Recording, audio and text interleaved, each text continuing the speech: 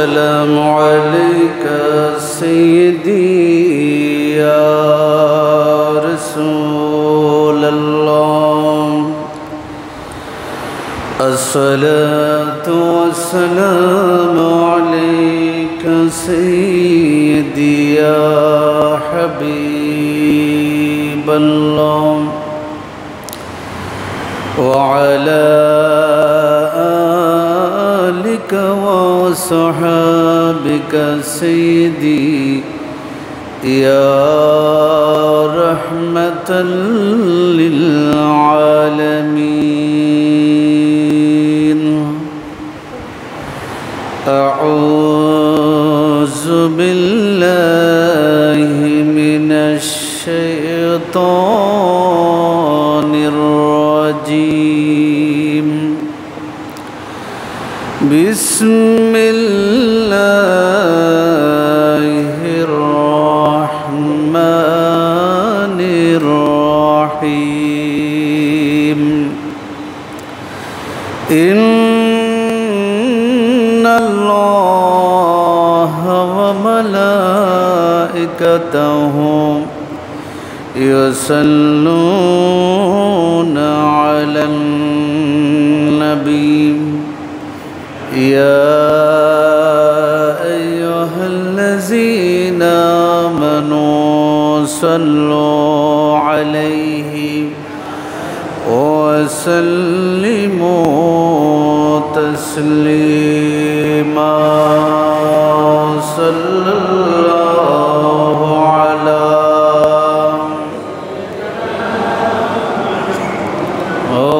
آله وصحبه وسلم. صلى الله على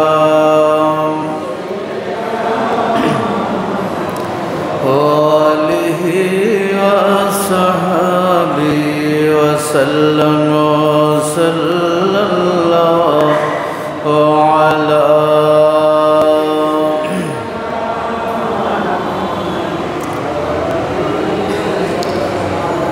وسلم. اللهم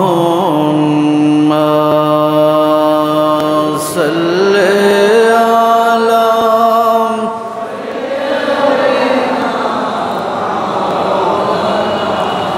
محمد وعلى آل سيدنا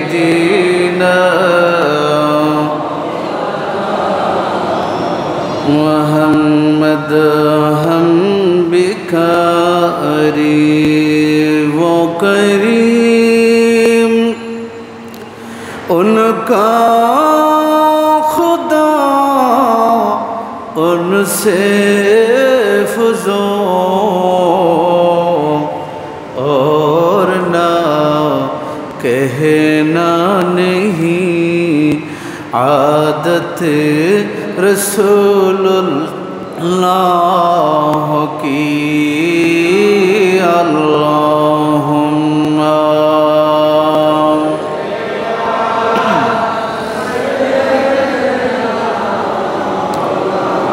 اللہم محمد وعلى آل سيدنا وہ جہنم میں گیا جو ان سے مستغنی ہوا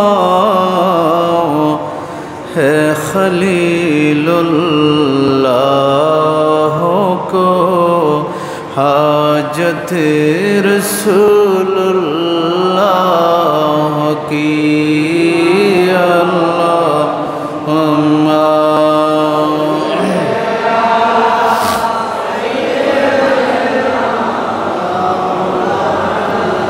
اللہم محمد وعلى آل سيدنا.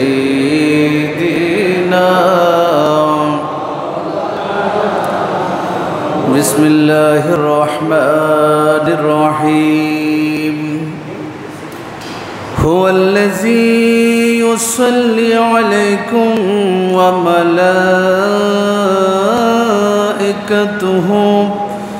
ليخرجكم من الظلمات إلى النور وكان بالمؤمنين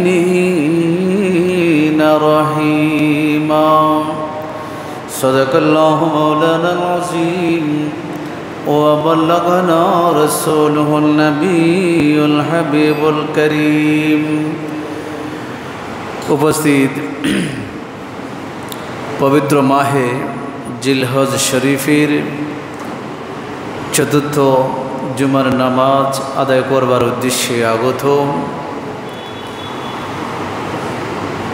মুআজ্জাজ মুহতারাম হযরত মুসল্লিয়ান কেরাম, সমবয়সী যুবক ভাইয়েরা, রাহিমানি ওয়া রাহিমাকুমুল্লাহ, আসসালামু আলাইকুম ওয়া রাহমাতুল্লাহি ওয়া বারাকাতুহু। রব্বুল আলামিনের পবিত্র দরবারে শত কোটি শুকরিয়ার সাজদা আদায় করছি যে মহান রব্বুল আলামিন আহকামুল হাকিমিন দয়া করে মেহেরবানি করে আমাদেরকে তার বাইতুল্লাহর মধ্যে এসে উপস্থিত হবার, নামাজ তসবিহ তাহলিল আদায় করবার, তার হাবিবে দু জাহার উপরে দরুদ ও সালামের হাদিয়া পেশ করার সুযোগ করে দিয়েছেন। এই জন্য আল্লাহ পাকের দরবারে শুকরিয়া আদায় করে সকলে পড়ি আলহামদুলিল্লাহ। আজকে আমার গতানুগতিক ইমানের যে শাখা প্রশাখা, সেই বিষয় থেকে বেরিয়ে এসে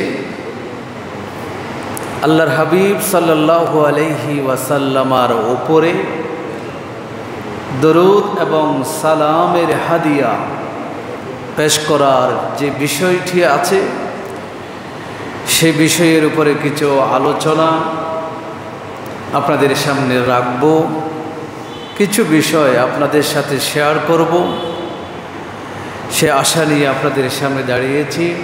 আল্লাহ পাক রব্বুল আলামিন আহকামুল হাকিমিন আমাদের বলা কথা, আমাদের পড়া দরুদ জিকির সবগুলোকে আল্লাহ কবুল করুন, সকলে পড়ে আমিন। আমরা সকলে জানি দরুদ এবং সালামের বিষয় যখন আসে তখন সমস্ত উলামায়ে কেরাম একটি আয়াত আমাদের সামনে তেলাওয়াত করেন। এই আয়াতটা তেলাওয়াত যখন হয়, সাথে সাথে আমরা নবীর উপর দরুদ পড়া কি করে দিই, আরম্ভ করে দিই। এর কারণ হলো এই আয়াতের মধ্যে আল্লাহ তাআলা ঈমানদারদেরকে দরুদ এবং সালামের হাদিয়া পেশ করবার জন্য আল্লাহ তাআলা হুকুম দিয়েছেন। জোরে বলে সুবহানাল্লাহ। এই আয়াতের দুটি অংশ। একটি অংশে, প্রথম অংশে আল্লাহ তাআলা বলেছেন, আমাদেরকে জানিয়েছেন যে তোমরা শুধু রসুলের উপর দরুদ পড়বে, সালাম পৌঁছাবে সেটা নয়, আরও কে কে কারা কারা নবীর উপর দরুদ পড়েন এবং নবীর জন্য সালাম পৌঁছান সেটা আগে জানিয়েছেন। তারপর আমাদেরকে নির্দেশ করেছেন তোমরা কি দাও, নবীর উপর দরুদ পড়ো এবং সালাম আরজ করো। যেটা বলে না সুবহানাল্লাহ। মাহে রমজানের যেই রোজা, সেই রোজা ফরজ করার সময় আল্লাহ তাআলা কোরআনে বলেছেন কুতিবা আলাইকুমুস সিয়াম, তোমাদের উপর রোজা ফরজ করেছি। এ কথা আগে বলেছেন, পরে বলতেছেন তোমরা মনে করো না শুধু তোমাদের উপর ফরজ করেছি, এটা তোমাদের আগে যারা ছিল তাদের উপরে কি ছিল, ফরজ ছিল, এ কথা বলেছেন। কিন্তু নবীর উপরে দরুদ এবং সালামের কথা যখন আসলো তখন আল্লাহ তাআলা বলেন নাই তোমাদের উপর আমি ফরজ করে দিয়েছি, কথা বলেন নাই। আল্লাহ শুরু করার সময় নিজেকে নিয়ে শুরু করছেন। আল্লাহ বলছেন ইন্নাল্লাহ, নিশ্চয় আল্লাহ, ওয়া মালাইকাতুহু এবং তার ফেরেশতারা ইউসাল্লুনা আলান নবী নবীর উপর দরুদ এবং সালাম আরজ করেন। জোরে বলে সুবহানাল্লাহ। এরপরে আল্লাহ বলতেছেন, রোজার ক্ষেত্রে বলেছিলেন আমি ফরজ করে দিয়েছি, এটা বলেছিলেন ডাইরেক্ট, কিন্তু আল্লাহ বলতেছেন আমি আল্লাহ রসুলের উপর পড়ি, আমার ফেরেশতারা রসুলেরকে সালাম জানাই, দরুদ পড়েন। এতটুকু নয়, সাথে সাথে আল্লাহ বলতেছেন ও আমার ঈমানদাররা সাল্লু আলাইহি, সেই নবীর উপর তোমরা দরুদ পড়ো, ওয়াসাল্লিমু তাসলিমা এবং সালাম আরজ করো। জোরে বলে না সুবহানাল্লাহ। কি সুন্দরভাবে আল্লাহ তাআলা কি তর্জ দিয়ে আমাদেরকে বুঝিয়ে দিয়েছেন, আমাদের উপর ফরজ করে দিয়েছেন, আমাদের জন্য আবশ্যক করে দিয়েছেন সেই নবীর উপর দরুদ এবং সালামের হাদিয়া কি করা, পেশ করা। হযরতে আব্দুল্লাহ ইবনে আব্বাস রাদিয়াল্লাহু তাআলা আনহুমা তিনি হাদিস বর্ণনা করেছেন। হাদিস কেন ইবনে মাজাহ শরীফের মধ্যে এসেছে 908 নম্বর হাদিস। আসসালাতু মিফতাহুল জান্নাহ, আমরা জানি নামাজ জান্নাতের চাবি। নামাজ কি? জান্নাতের চাবি। জান্নাতের যেই দরজায় তালা আছে, সেই তালা খুলবার জন্য চাবির প্রয়োজন। সেই চাবি হলো নামাজ। চাবি নয়, চাবির দাঁত। আর এমনি জান্নাতের চাবি হলো লা ইলাহা ইল্লাল্লাহু মুহাম্মাদুর, এটা হচ্ছে মেন চাবি। এখন আপনি যদি জান্নাতের দরজায় পর্যন্ত যাওয়ার সুযোগ পান, তখন আপনি তালা খোলার চেষ্টা করতে পারবেন। এখন আপনি যদি জান্নাতের দরজা পর্যন্ত যাওয়ার সুযোগও যদি আপনার না হয়, তো খুলবেন, তালা খুলবেন করতে গিয়ে, ঠিক না?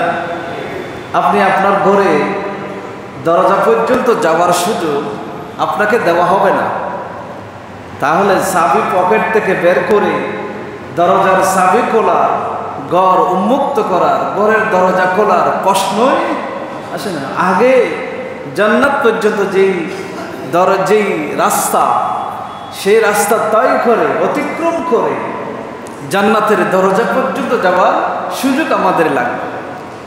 হযরত আব্দুল্লাহ ইবনে আব্বাস রাদিয়াল্লাহু তাআলা আনহুমা তিনি বলছেন, নবী করিম সাল্লাল্লাহু আলাইহি ওয়াসাল্লাম ইরশাদ করছেন, মান নাসিয়া সালাতা আলাইয়া, যেই ব্যক্তি আমার উপরে, আমি নবীর উপরে দরুদ শরীফ পাঠ করার, দরুদ এবং সালামের হাদিয়া পেশ করার বিষয়টি তার জীবনে সে ভুলে গিয়েছে।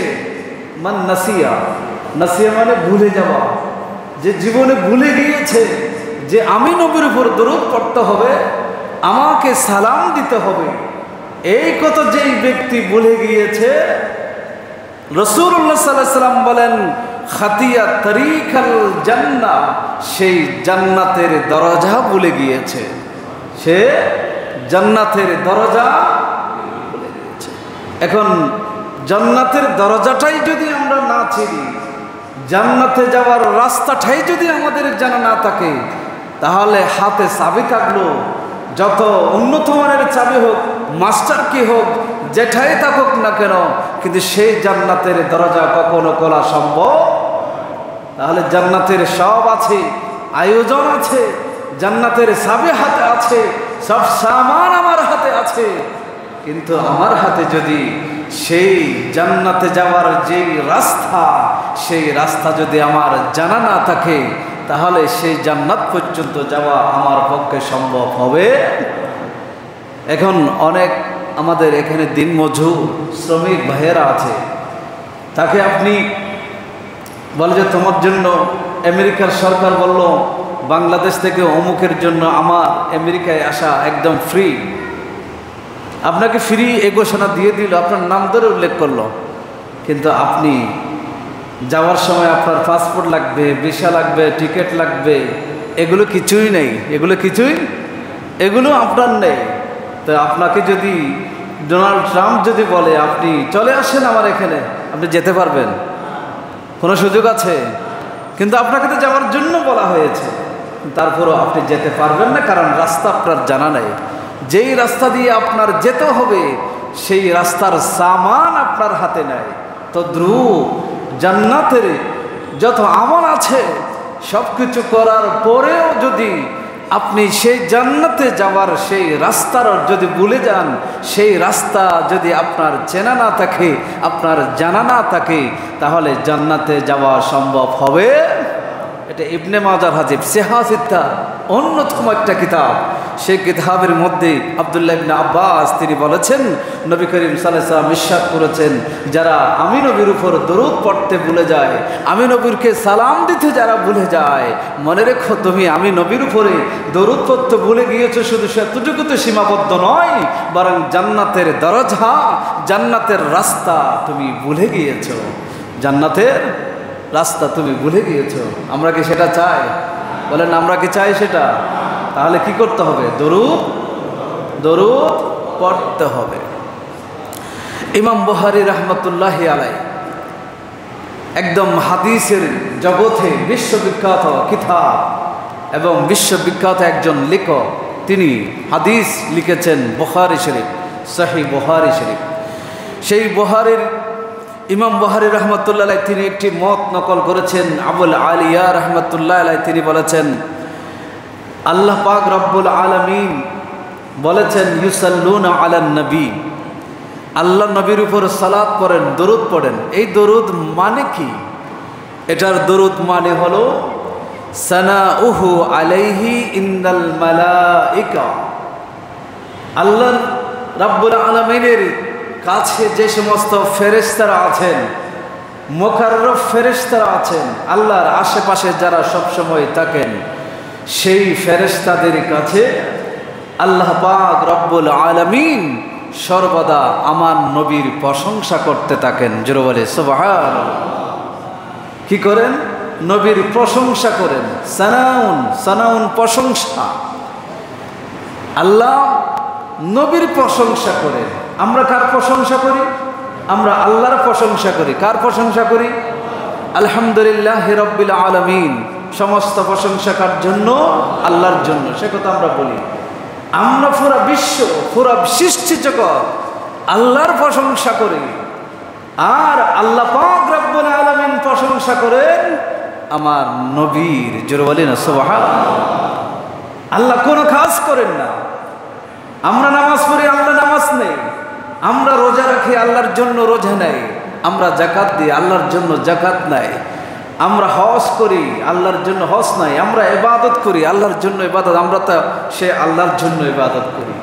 কিন্তু আল্লাহ পাক রব্বুল আলামিন নিজের জন্য একটা জিনিস বেছে নিয়েছেন, সেই জিনিসটা হলো আমার নবীর প্রশংসা করা। জোরে বলে সুবহানাল্লাহ। নবীর প্রশংসা করা। ফেরেশতাদের কাছে আমার নবীর প্রশংসা করেন। এই আয়াতের মধ্যে কয়েদ করা হয় নাই, সীমাবদ্ধ করা হয় নাই।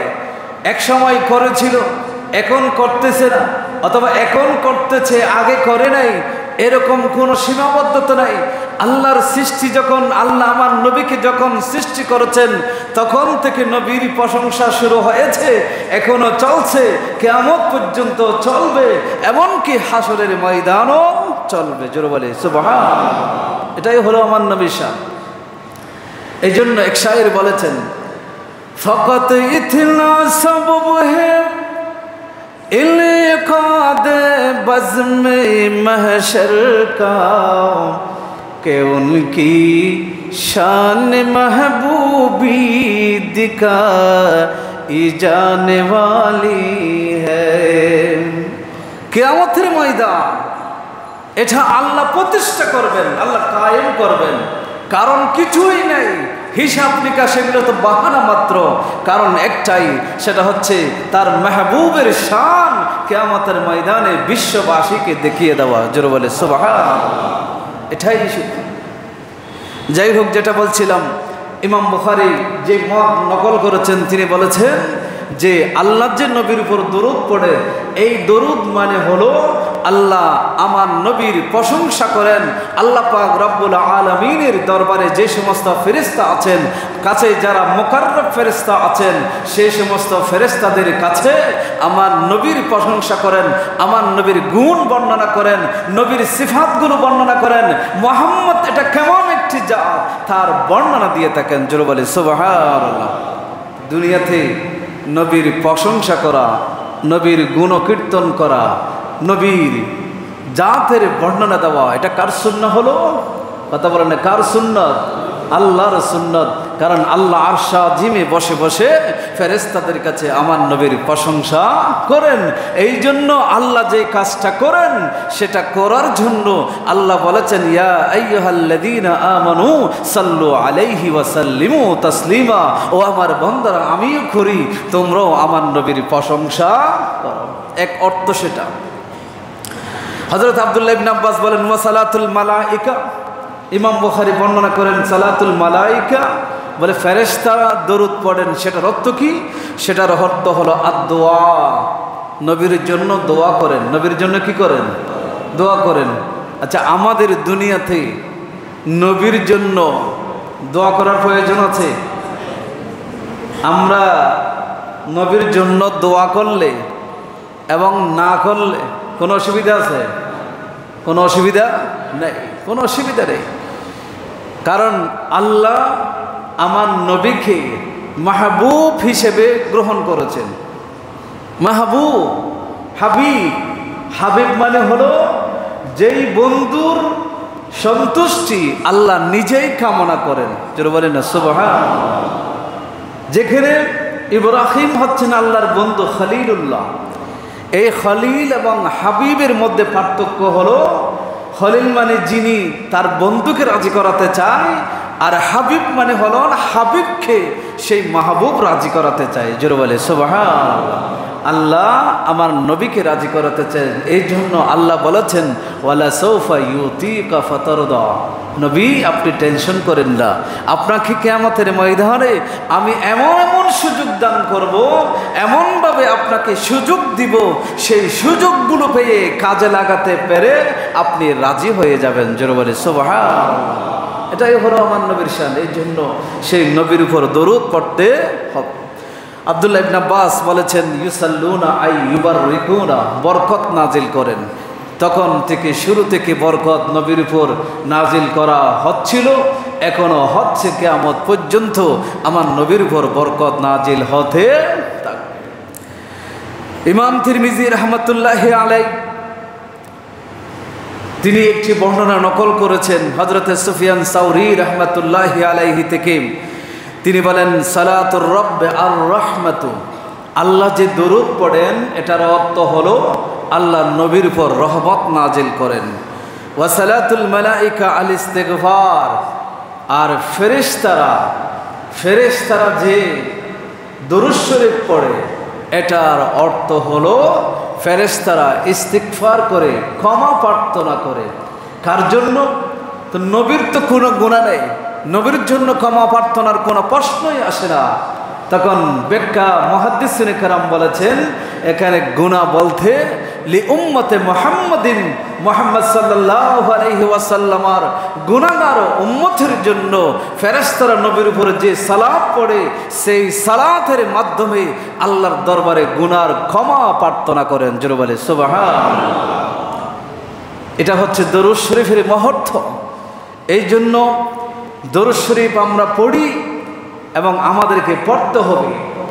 দুনিয়াতে কোনো আমল করেছি, কম করেছি, বেশ করেছি, সবগুলোর ফিনিশিং আছে, শেষ আছে, কিন্তু দরুদ শরীফের কোনো শেষ নাই। এটা কখনো শেষ হবে না। কিয়ামতের ময়দানে যখন উম্মত, গুনাহগার উম্মত যখন মিজানের ফাল্লায় যখন নবীজি দাঁড়িয়ে থাকবেন, উম্মতের গুনাহ মাফা হবে। দেখা যাবে গুনার ফাল্লা হচ্ছে ভারী, নেকির ফাল্লা হালকা। নবীজি পকেট থেকে এক টুকরা কাগজের মতো ভাস্কর একটা কাগজের টুকরা বের করবেন, সেটা গুনাহগার উম্মতের সেই নেকির সাথে সেখানে দিয়ে দিবেন। দেওয়ার সাথে সাথে গুনাহগার উম্মতের পাল্লা ভারী হয়ে যাবে, সাথে সাথে সেই উম্মত জান্নাত হিসেবে সাব্যস্ত হয়ে যাবে। জোরে বলে সুবহানাল্লাহ। জিজ্ঞেস করা হবে, ইয়া রাসূলুল্লাহ, আমার নেকির পাল্লা তো হালকা ছিল, গুনার পাল্লা ভারী ছিল, আপনি ছোট্ট একটা কাগজের টুকরা দিয়েছেন মাত্র, এই কাগজের টুকরা তোর ওজন নেই, কিন্তু এটা দেওয়ার সাথে সাথে আমার নেকির পাল্লা কিভাবে এত বাড়ে হলো?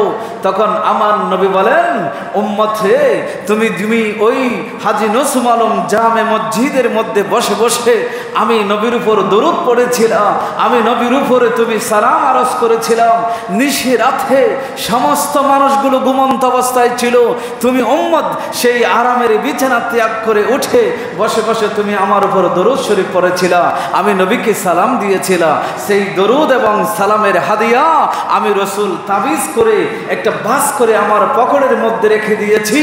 আজকে তুমি উম্মত যে এখানে বেঁচে যাবে, আটকে যাবে, সেটা আমি জানতাম, তোমাকে সেখান থেকে রক্ষা করার জন্য সেই দরুদ ও সালামের হাদিয়া আজকে আমি রেখে দিয়েছি, সেই হাদিয়াটুকু তোমার নেকির পাল্লাই দিয়ে দিয়েছি। জোরে বলে সুবহানাল্লাহ।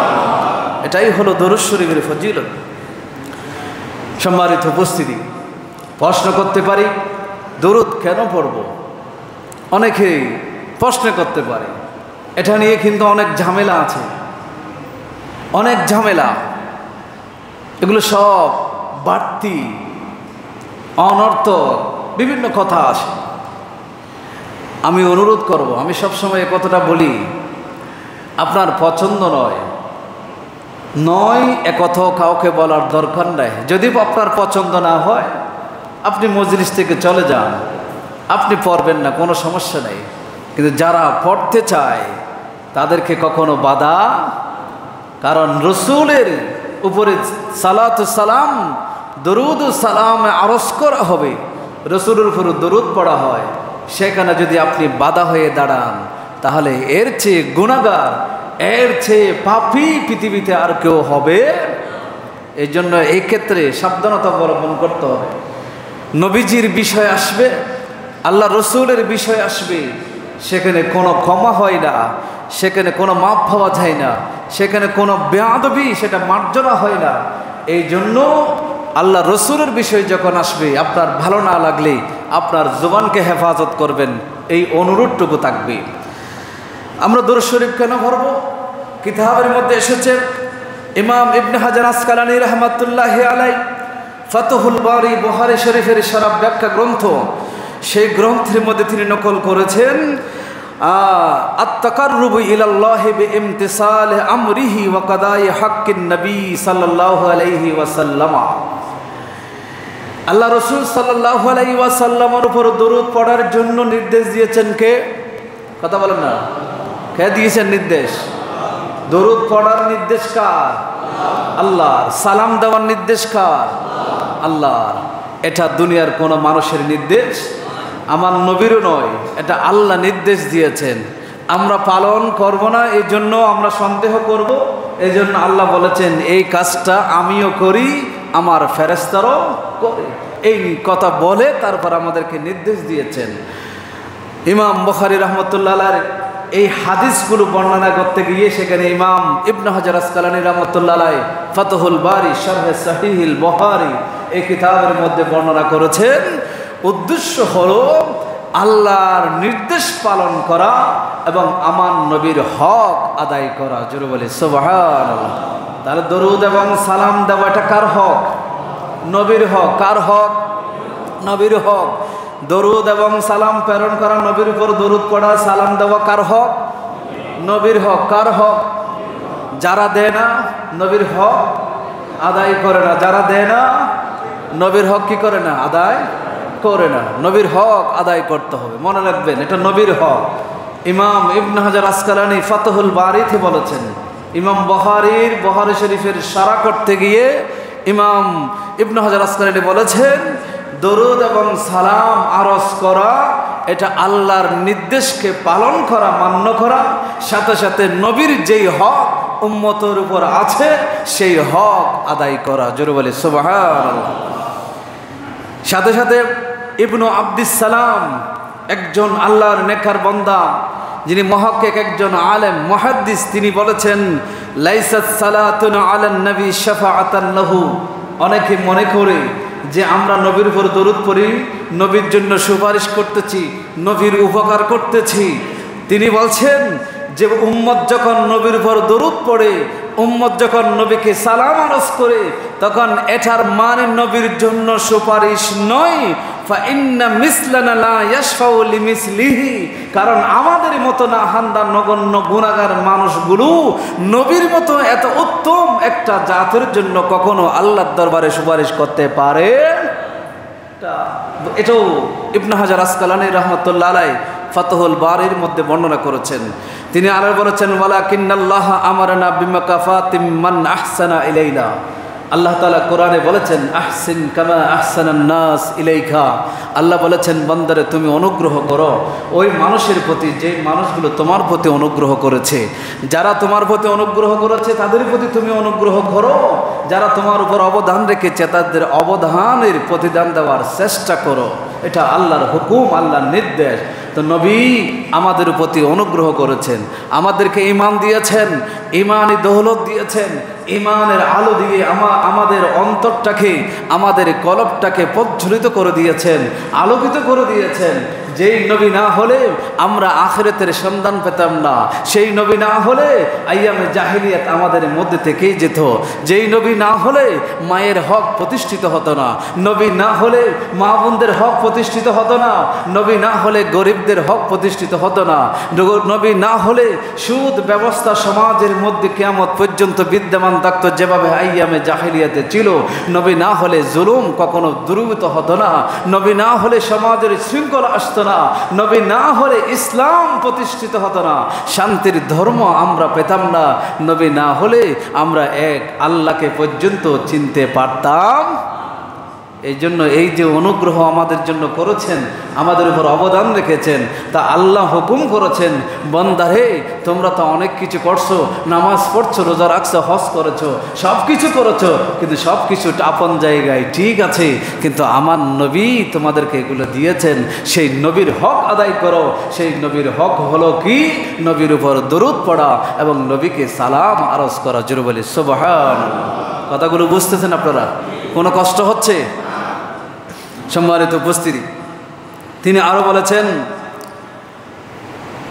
যদি সেই জায়গাতে আমরা যদি অক্ষম হই, কোনো মানুষ আমার উপর অনুগ্রহ করেছেন, আমাকে দয়া করেছেন, তখন ইবনে হাজার আসকালানী বর্ণনা করছেন, আমরা যদি সেই অনুগ্রহের প্রতিদান দিতে যদি অক্ষম হই তাহলে কি করব?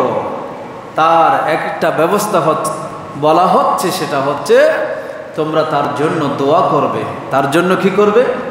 দোয়া করবে। তার প্রতিদান দেওয়ার মতো যদি কোনো সুযোগ যদি কোনো মুসলমানের না থাকে, তখন বলা হচ্ছে তার জন্য কি করবে? দোয়া করবে। নবীর জন্য হচ্ছে দরুদ এবং সালাম।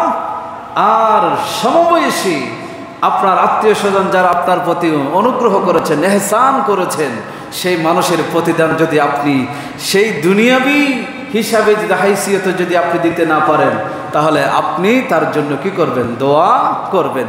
তার জন্য তার গুনাহ মাফ চাইবেন। তিনি মারা গেলে তার কবরে যেন আলোকিত হয়, তিনি যেন জান্নাতে হয়, সেই দোয়া তার জন্য করবেন। সেই সিস্টেমের এই আয়াত থেকে মুহাদ্দিসিনে কেরাম ব্যাখ্যা করে আমাদেরকে জানিয়ে দিয়েছেন। জোরে বলে সুবহানাল্লাহ। সম্মানিত উপস্থিতি, এভাবে যদি আমি বলতে চাই অনেকগুলো কথা বলা যাবে। কেন আমরা দরুদ শরীফ পড়ব? কি জন্য আমরা দরুদ শরীফ পড়ব? আমি তো এই বিষয়ের উপরে যখন আমি দলিল আদিল্লা কারণগুলো যখন সংগ্রহ করতে বসলাম, 60 পৃষ্ঠার উপরে আমার সংগ্রহ দাঁড়িয়েছে। 60 পৃষ্ঠার উপরে আমার সংগ্রহ দাঁড়িয়েছে শুধু দরুদ শরীফের কথা। এগুলো বলতে গেলে কিন্তু আমার অনেক সময়ের কি রয়েছে? প্রয়োজন রয়েছে। তারপরেও চেষ্টা করব আপনাদের সামনে সামান্য যতটুকু পারি কিছু কথা আপনাদের সামনে বলবো। আল্লাহ পাক রব্বুল আলামিন আহকামুল হাকিমিন আমাদেরকে বুঝার এবং আমল করার আল্লাহ তৌফিক দান করুন। সকলে পড়ে আমিন। সম্মানিত উপস্থিতি, ইবনুল কাইয়ুম আল জাওজিয়া রাহমাতুল্লাহি আলাইহি তার বিশ্ববিখ্যাত কিতাবের মধ্যে ফাজাইলে দরুদ শরীফের ফজিলতের উপরে তিনি যে কিতাব লিখেছেন সেখানে তিনি বর্ণনা করেছেন। দরুদ শরীফ যদি আমরা পড়ি তাহলে কি কাজ আমাদের হবে আর কেনই বা আমরা পড়ব? এক নম্বরে যিনি তিনি এনেছেন আল ইমতিসালু লি আওয়ামিরিল্লাহ। দরুদ শরীফ পড়লে আল্লাহর নির্দেশ পালিত হবে। কার নির্দেশ পালিত হবে? আল্লাহর নির্দেশ পালিত হবে। দুই নম্বর কারণ হলো দরুদ শরীফ এবং সালাম যদি আমরা দিয়ে থাকি নবীকে, তাহলে আল্লাহ সেই কাজটা করে থাকেন, আল্লাহর কাজের সাথে আমাদের কাজ মিলে যাবে। জোরে বলেন না সুবহানাল্লাহ। তাখাল্লাকু বিআখলাকিল্লাহ, আল্লাহর রঙে তোমরা রঙিন হয়ে যাও, আল্লাহর রঙে রঙিন হয়ে যাও, আল্লাহর ঢঙে তোমরা রঙিন হয়ে যাও। এর অর্থ হলো যে কাজ আল্লাহ করেন, আল্লাহ যেভাবে তোমাকে সাজতে বলেছেন সাজার, যে বান্দা এভাবে সাজবে, আল্লাহ যেভাবে সাজতে চেয়েছেন সেভাবে তোমরা সাজো, তখন আল্লাহর কাছে সে পছন্দনীয়। তো আল্লাহ বান্দার উপরে যেই কাজটা করার জন্য হুকুম করেছেন, সাথে সাথে আল্লাহ বলেছেন সেই কাজটাও আমি করি। তখন বান্দা যখন সেই কাজটা করে, তখন আল্লাহ যে কাজ করে সেই কাজের সাথে বান্দার কাজের সাথে কি হয়ে যায়? মিল হয়ে যায়। জোরে বলে সুবহানাল্লাহ। তৃতীয় নম্বর হচ্ছে মুআফিকাতুল মালাইকাতিহি। তৃতীয় নম্বর হচ্ছে রাসূলের উপরে দরুদ ও সালামের হাদিয়া পেশ করা হলে এটা ফেরেশতাদের কাজের সাথে মিলে যায়। কাদের কাজের সাথে? কথা বলেন না, কাদের? ফেরেশতাদের। আমাদের এই মসজিদে অনেক ভাইয়েরা আছেন, আমরা যখন বলি গায়রিল মাগদুবি আলাইহিম ওয়ালাদ-দাল্লিন, এটা যখন তেলাওয়াত করি নামাজে, তখন অনেকে আমিন জোরে বলে না? আমরা সবাই ছোট করে বলি। তো জোরে বলি বা ছোট করে বলি কেন বলি? কারণ হাদিসে পাকের মধ্যে এসেছে মান তাওয়াফাকা তামিনাহু তামিনাল মালাইকা গুফিরা লাহু মা তাকাদ্দামা মিন যামবিহি। ফেরেশতারাও ওই সময় আমিন বলেন। তখন হাদিসে পাকের মধ্যে এসেছে ওই সময় বান্দার আমিন বলাটা যদি ফেরেশতাদের আমিন বলার সাথে যদি একসাথে হয়ে যায়, তো ফেরেশতাটা যখন আল্লাহর কাছে কবুল হবে, তখন বান্দারটাও ফেরেশতার সাথে লেগে, ফেরেশতার আমিন বলার সাথে একসাথে লেগে ওটাও আল্লাহর দরবারে কি হয়ে যাবে? কবুল। কথা বুঝতেছেন আপনারা? তার মানে ফেরেশতাদের সাথে যখন আমাদের আমল মিক্স হয়ে যাবে, তখন ফেরেশতাদেরটা তো কবুল হয়ে যায়, তখন ওই ফেরেশতাদের কবুল হওয়ার সাথে সাথে আমাদের আমলটাও আল্লাহর দরবারে কি হয়ে যায়? কবুল। কথা বুঝতেছেন আপনারা? এখন বলেন ফেরেশতারা দরুদ শরীফ পড়ে কিনা? কথা বলেন না, পড়ে কিনা? রসুলকে সালাম দে, রসুলকে সালাম দে। এটা আমার কথা না, এটা আল্লাহর কথা। ইন্নাল্লাহা ওয়া মালাইকাতাহু ইউসাল্লুনা আলান নবী। মালাইকা মানে ফেরেশতা, ফেরেশতারও নবীকে সালাম দে, ফেরেশতারও সালাত নবীর উপর প্রেরণ করে। তাহলে ফেরেশতারা যে কাজ করে সেই কাজের সাথে যখন বান্দার কাজ যখন মিলে যায়, তখন সেই কাজ কখনো ওখান থেকে ফেরত আসে না, সেই কাজটা আল্লাহর দরবারে কি হয়ে যায়? কবুল হয়ে যায়। সুতরাং দরুদ শরীফ হলো এমন একটা কাজ, যেই কাজটা ফেরেশতাও করে, তখন ফেরেশতার সাথে যখন আমরাও করি, তখন ফেরেশতাদের সাথে আমাদের সেই দরুদ ও সালামের কাজ আল্লাহর দরবারে কবুল হয়ে যায়। জোরে বলে সুবহানাল্লাহ। চতুর্থ নম্বর হুসুল আশরে সালাওয়াতি মিনাল্লাহি আলাল মুসাল্লি। চতুর্থ নম্বর হলো, আমি এগুলো দলিল কিন্তু আপনাদের সামনে দেব, আমি সংক্ষেপ কথাগুলো বলছি। একবার যদি দরুদ শরীফ পড়া হয়, 10টি রহমত সেই বান্দার উপর নাজিল হয়। কয়টা রহমত? কয়টা রহমত? 10টা রহমত নাজিল হয়। আমাদের আল্লাহর রহমত দরকার আছে না নাই? আমাদের সন্তানদের জন্য দরকার আছে না নাই? যদি সন্তানদের জন্য, নিজের জন্য, পরিবারের জন্য যদি দরকার, 1-এ 10, 1-এ 10 একবার দরুদ শরীফ পড়বেন। ওই একবার পড়ার কারণেই আল্লাহ তাআলা আপনার উপরে 10টা রহমত কি করবেন? নাজিল করবেন। জোরে বলি না সুবহানাল্লাহ। কোনো অলসতা আছে? কোনো সমস্যা আছে? এখানে আমি এই কথাটা বলে দিই, এগুলো আমি সামনে বলবো, সময় কম। অনেক ভাইয়েরা বলেন আমরা যখন মিলাদ এবং কিয়াম যখন করি, এটা অনেকেরই ভালো লাগে না।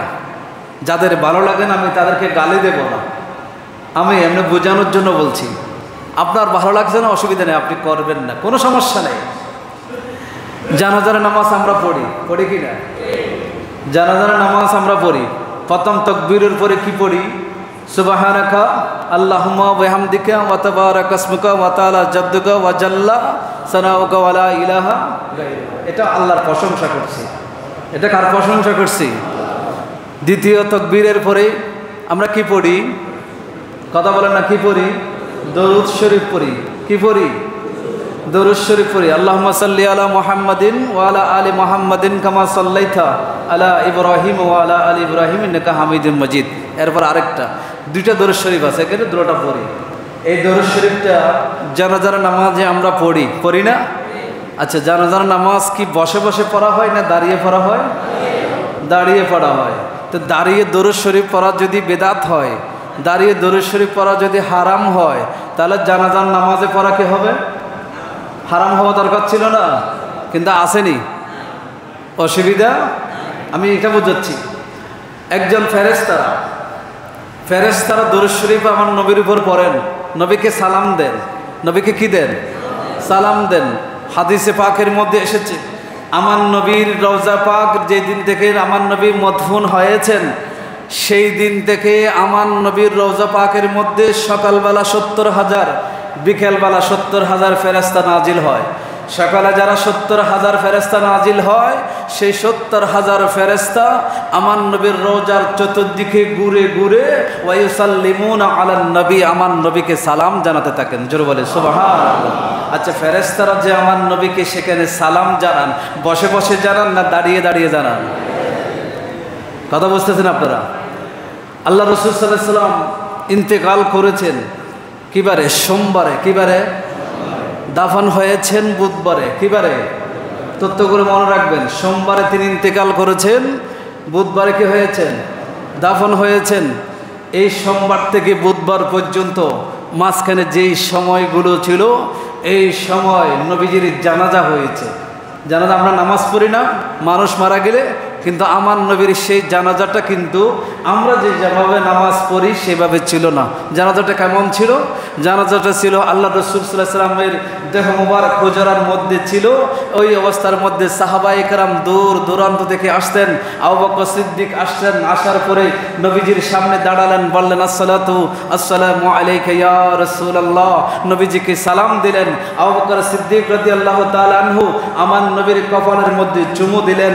আবু বকর সিদ্দিক রাদিয়াল্লাহু তাআলা আনহু চুমু দেওয়ার পরে আবু বকর সিদ্দিক বলেছেন, আমি আমার রাসূল জীবিত অবস্থায় যেভাবে নবীজির দেহ মোবারক থেকে মেশক আম্বরের সুগন্ধি পাইতাম, আমার নবীর ইন্তেকালের পরেও আমার নবীর দেহ মোবারক থেকে সেই মেশক আম্বরের সুগন্ধি এখনো পাচ্ছি। জোরে বলি সুবহানাল্লাহ।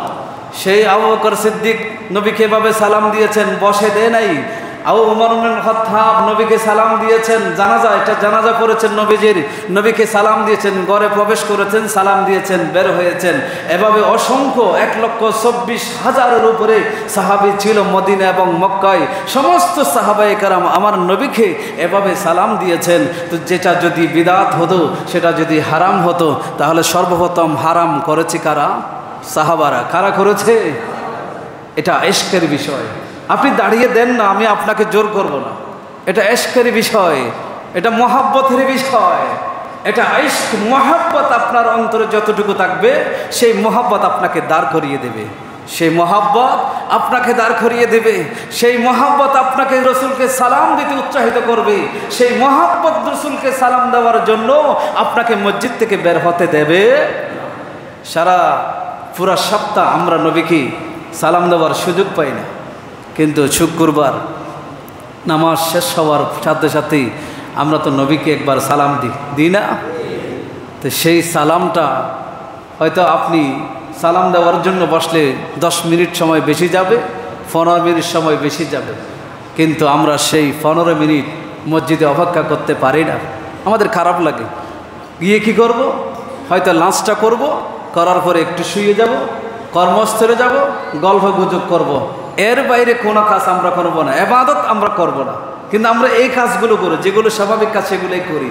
অথচ সেই 15টা মিনিট আমরা নবীকে একসাথে মিলে দাঁড়িয়ে নবীকে সালাম দেব, সেই সালামের জন্য কি করতে পারি না? ব্যয় করতে পারি না। আমরা কেমন আশিকে রাসূল দেখেন। আমরা আল্লাহ পাক রব্বুল আলামিন আহকামুল হাকিমিন আমাদেরকে বোঝার এবং আমল করার তৌফিক দান করুন। সকলে পড়ে আমিন।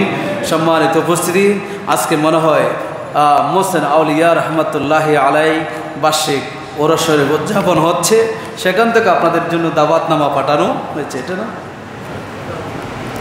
সৈয়দ বসির আহমদ আল সানজারি আল মাজমান্ডারি রহমতুল্লাহ আলাইয়ের 34তম বার্ষিক ওরস শরীফ, সেটা হচ্ছে 7ই আষাঢ় 21শে জুন, সেখানেও আপনাদেরকে দাওয়াত দেওয়া হয়েছে। আজকে মোসনারিয়ার ওরস শরীফ, সেখানেও আপনাদের দাওয়াত আছে। আপনারা জিয়ারতের উদ্দেশ্যে যারা যেতে পারেন যাবেন। আল্লাহ পাক রব্বুল আলামিন হাকামুল হাকিম আমাদেরকে কবুল করুন, সকলে পড়ে আমিন।